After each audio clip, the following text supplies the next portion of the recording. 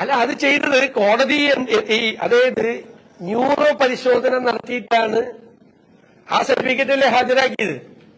Neuro ഡിപ്പാർട്ട്മെന്റിന്റെ കോടതി നടത്തിയ പരിശോധന എന്താ? BP നോക്കാൻ വേണ്ടി വിട്ടെ. ന്യൂറോ ഡിപ്പാർട്ട്മെന്റിലെ പേഷ്യന്റ് ആയിരുന്ന ആൾ രോഗമുണ്ടാന്നറിയാൻ BP നോക്കിയതാണ്.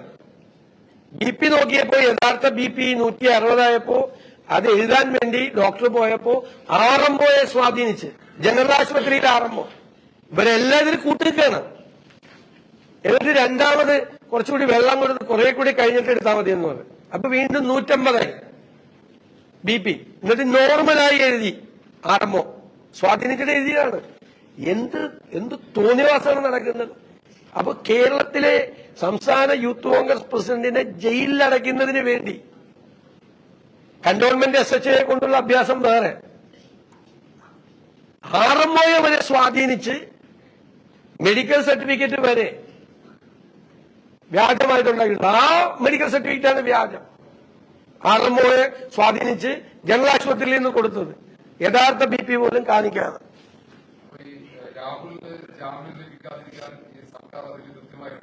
അതാണല്ലോ, പിന്നല്ലാതെ അല്ലേ. പിന്നെ ആശുപത്രിയിലെ RMOക്ക് എന്താ കാര്യം? അവിടെ പരിശോധിക്കുന്ന ഡോക്ടറല്ലേ BP എത്രയുണ്ടെന്ന് രേഖപ്പെടുത്തി അയക്കേണ്ടത്. എന്നിട്ട് നോർമൽ എന്ന് പറഞ്ഞ് എഴുതി കൊടുത്തിട്ട് അതെ. ഞാൻ ഇന്നലെ SHOയെ പറ്റി പറഞ്ഞില്ലേ.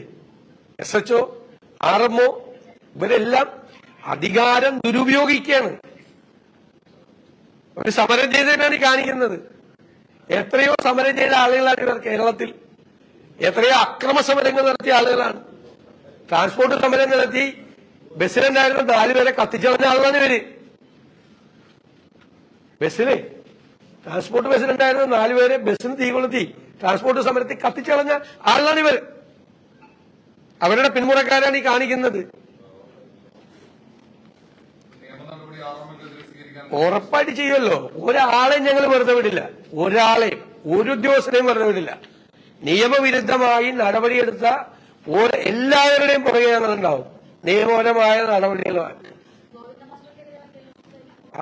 നിയമപരമായ നടപടികൾ സ്വീകരിക്കുക. കാരണം ഒരിക്കലും ഒരു രാഷ്ട്രീയ നേതാവ് പറയാൻ പാടില്ലാത്ത കാര്യമാണ് അദ്ദേഹം പറഞ്ഞത്. ഒരിക്കലും പറയാൻ പാടില്ലാത്ത. എന്ത് അടിസ്ഥാനത്തിലാണ് പറഞ്ഞത്? എന്ത് രേഖയുടെ അടിസ്ഥാനത്തിലാണ് അദ്ദേഹത്തെ പോലെ ഒരാളത് സംസാരിച്ചത്? ആ സ്ഥാനത്തിന് ഇതിന്റെ വിലയാണ് കുറച്ചു കളഞ്ഞത്. അതേ ഇരിക്കുന്ന സ്ഥാനത്തിന് ഒരു മഹത്വം ഉണ്ടല്ലോ. CPM പോലത്തെ ഒരു പാർട്ടിയുടെ സംസ്ഥാന സെക്രട്ടറി അല്ലേ. ആ ഇരിക്കുന്ന സ്ഥാനത്തിന്റെ മഹത്വമാണ് ഇതുപോലെ മൂന്നാം കട വർത്തമാനം പറഞ്ഞ് നശിപ്പിച്ചാണ്.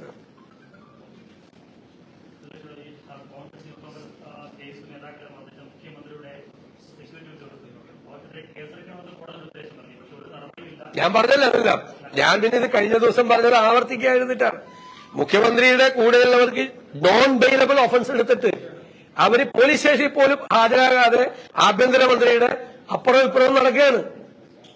അകത്തു പോകേണ്ട ആളുകളാണ് മുഖ്യമന്ത്രി ഇടത്തും വലത്തും വാഴ്ത്തു വെച്ചുകൊണ്ട് നടക്കുന്നത്. അതുപോലെ പോലീസ് ജീപ്പ് തല്ലിത്തകർത്തു DYFI നേതാവ് ചാലക്കുടിയിൽ. അവരെ പോലീസ് അറസ്റ്റ് ചെയ്തപ്പോൾ ബലം പ്രയോഗിച്ച് പോലീസ് ജീപ്പിൽ നിന്ന് പിടിച്ചിറക്കി കൊണ്ടുപോയ ചാലക്കുടിയിലെ ഏരിയ സെക്രട്ടറി നടപടിയെടുത്തില്ല. SFI സംസ്ഥാന സെക്രട്ടറി ബമ്പറിൽ കയറി നിന്നിട്ട്, ഇതിന്റെ മോളിൽ കയറി നിന്നിട്ട് പോലീസ് ഉദ്യോഗസ്ഥരോട് പോയി കക്കൂസ് കഴുകടാന്ന് പറഞ്ഞു. എന്നിട്ട് വേറെ പോലീസ് ഉദ്യോഗസ്ഥൻ ചിരിച്ചുകൊണ്ട് നിന്ന് നോക്കി. അവരെയാണ് ലാളിച്ച് മോനെ കുട്ടാന്നും പറഞ്ഞുകൊണ്ട് വണ്ടിയിൽ കയറ്റിയത്, പാൽക്കുപ്പിയും കൊടുത്ത്. ഇതാണ് സമീപനം. അല്ല, നിയമപരമായ നടപടികളായിട്ട് പോയിക്കൊണ്ടിരിക്കുകയാണ്.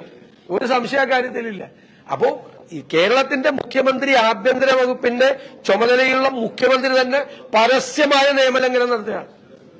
അദ്ദേഹത്തോട് ആദ്യം ഈ കുഴപ്പത്തിന്റെ മുഴുവൻ കാരണം ഈ മുഖ്യമന്ത്രിയാണ്. കലാപാഹ്വാനമാണ് നടത്തിയത്.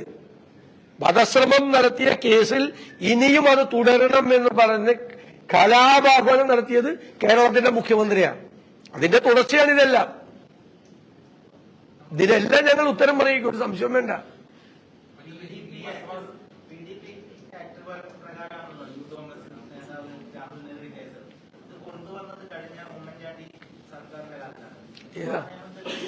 അല്ല നിയമത്തിലല്ലല്ലോ കുഴപ്പം. നിയമം പൊതുമുതൽ നശിപ്പിച്ച് പറഞ്ഞാൽ കേസെടുക്കണം, ആരായാലും കേസെടുക്കണം. അത് മാത്രമല്ല, സെക്ഷൻ 333 എടുത്തിരിക്കുകയാണ്. നേരിട്ട് ഒരാളെ ഉപദ്രവിച്ചു എന്ന് പറഞ്ഞ് 10 കൊല്ലം ശിക്ഷ കിട്ടുന്ന കേസ് വരെ എടുത്തിരിക്കുകയാണ് യൂത്ത് കോൺഗ്രസ് പ്രസിഡന്റിനെതിരായിട്ട്. സർക്കാരിനെതിരെ രൂക്ഷ വിമർശനമാണ് പ്രതിപക്ഷ നേതാവ് വി.ഡി. സതീശൻ ഉന്നയിച്ചത്. രാഹുൽ മാങ്കൂട്ടത്തിനെതിരെ കേസെടുത്തത് പിണറായി ആരെയാണ് ഭയപ്പെടുത്താൻ ശ്രമിക്കുന്നതെന്നും അദ്ദേഹം ചോദിക്കുകയുണ്ടായി. അധികാര ദുർവിനിയോഗമാണ് സർക്കാർ ചെയ്യുന്നത്. വ്യാപകമായി കോൺഗ്രസിനെതിരെ കേസെടുക്കുന്നു. ശക്തിയോടെ തന്നെ തിരിച്ചടിക്കുമെന്നും അദ്ദേഹം പറയുകയുണ്ടായി. അതുപോലെ തന്നെ ഭാരത് ജോഡോ യാത്രയെക്കുറിച്ചും അദ്ദേഹം പ്രതികരിക്കുകയുണ്ടായി. ഈ യാത്ര ചരിത്രപരമാകും. അതുപോലെ ഈ യാത്രയെ തടസ്സപ്പെടുത്താൻ പല രീതിയിൽ സർക്കാർ ശ്രമിക്കുന്നുണ്ടെന്നും അദ്ദേഹം പറയുകയുണ്ടായി. ഈ വാർത്താ ബുള്ളറ്റിൻ ഇവിടെ പൂർണ്ണമാവുകയാണ്. ഇടവേളയ്ക്ക്